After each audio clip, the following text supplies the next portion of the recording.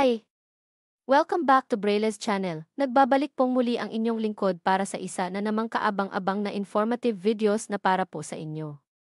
And this time, ay para sa lahat ng 4-piece beneficiaries ang ating ihahatid sa inyo dahil naglabas na ulit ng panibagong payout schedule release ang Land Bank para sa makakatanggap ng cash grant. Kung sino-sino ang mga ito at saang region ang kabilang. Ayan po ang ating ibabahagi sa inyo ngayon, but before po tayo mag-start sa ating topic. Kung bago ka pa lang sa aking channel, please do kindly subscribe, like, and share na din sa ating mga kaibigan, kaanak o kapwa po natin, 4-piece beneficiaries, para mas marami pa po ang makaalam ng kanilang payout. With no further ado, let's begin na po sa ating topic. Good news. 4-piece cash grant matatanggap na. Sino-sino nga ba ang mga kasali o makakatanggap? Ang payout release ngayong November 27 at November 28 of year 2024, buong detalye alamin.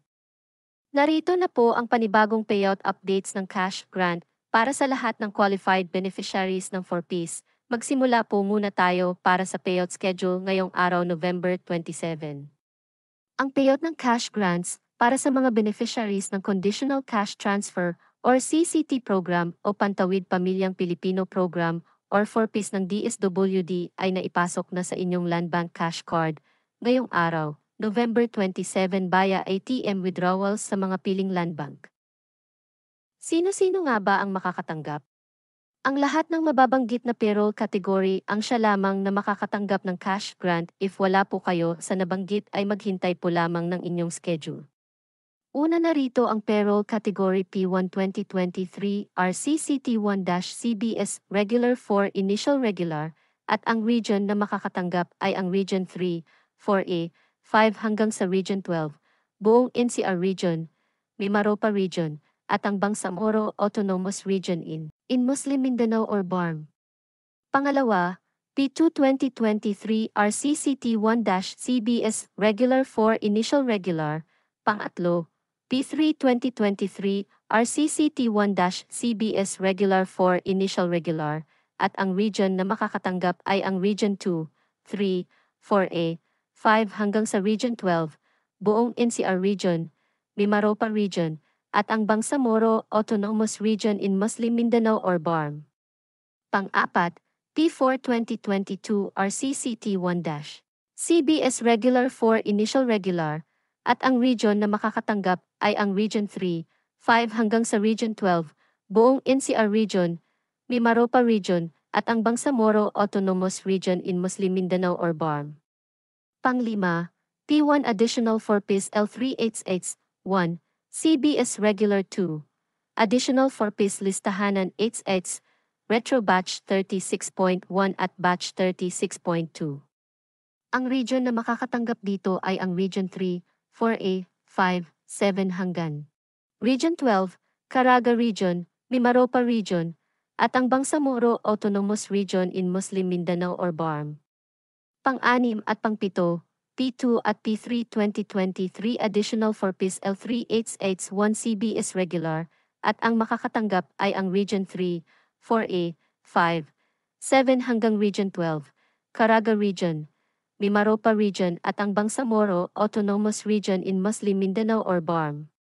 Ang sumunod ay ang P1, P2 at P3 2022 Additional 4-piece L388 Additional 4-piece L388 Retro Batch 35.1 to 35.7 at ang region na makakatanggap ay ang Region 6, 7, 9, 10 at Region 12, buong NCR Region, Caraga Region at ang Bangsamoro Autonomous Region in Muslim Mindanao or BARM.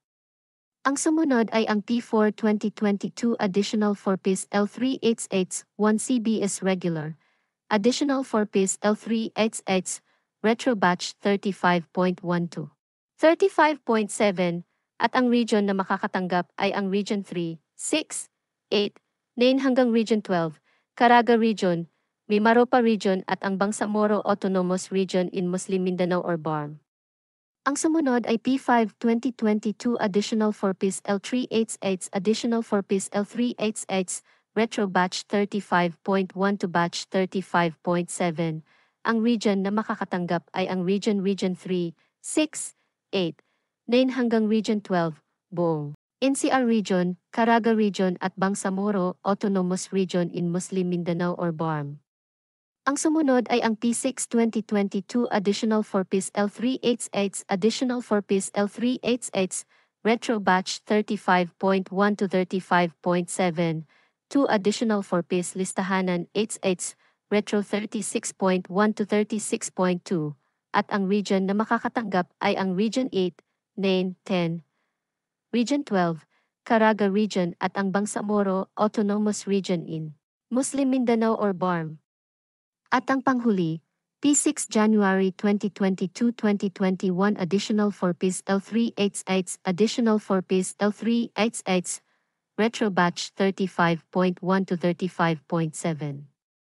At ang makakatanggap nito ay ang Region 6, 8, 9, 10 at Region 12, buong NCR Region, Caraga Region at ang Bangsamoro Autonomous Region in Muslim Mindanao or BARM. Ang inyong cash grant ay naipasok na sa inyong Land Bank Cash Card ngayong araw.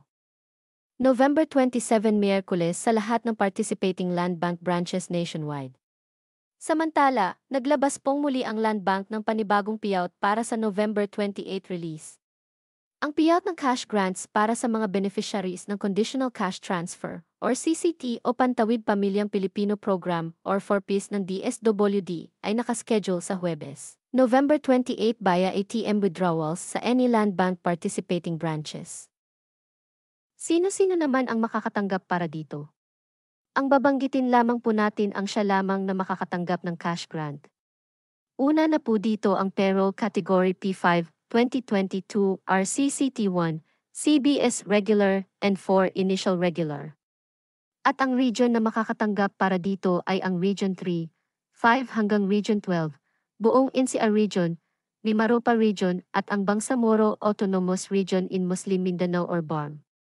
At ang panghuli, P5 2022 Additional 4-Piece Listahanan 3/8 CBS Regular.